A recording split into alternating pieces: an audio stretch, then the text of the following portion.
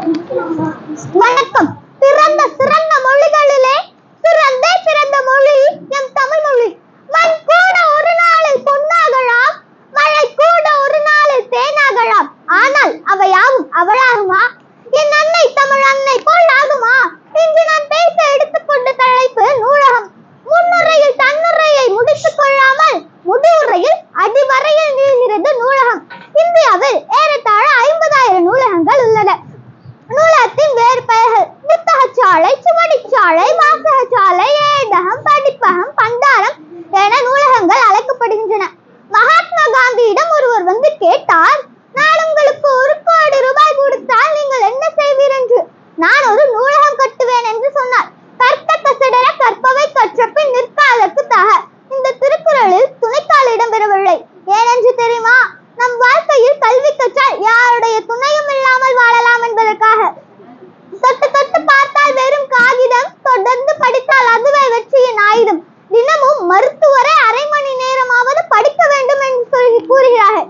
மாணவராயினும் மற்றவராயினும் அனைவரின் அறிவு பசியை தீர்க்குவது நூலகமே.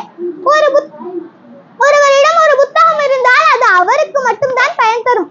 அதுவே ஒரு நூலகத்தில் இருந்தால் அது எல்லோருக்கும் பயன்தானே. நூலக புத்தகங்களை கிழிப்பதோ, மடக்குவதோ, எச்சை தொட்டு புரட்டுவதோ போன்ற செயல்களை செய்யக்கூடாது. வாழ்க்கை என்பது புத்தகம் போல். அது முதல் பக்கம் கருவறை, கடைசி பக்கம் கல்லறை.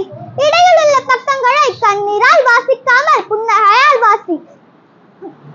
தொட்டு தொட்டு பார்த்தால் வெறும் காகிதம், தொடர்ந்து படித்தால் அதுவே வெற்றியின் ஆயுதம். தலை குனிந்து என்னை பார், தலை நிமிர்ந்து உன்னை நடக்க வைக்கிறேன் என்பது புத்தகம். ஆழ்ந்த படிப்பு, அகன்ற படிப்பு என்று 2 உண்டு.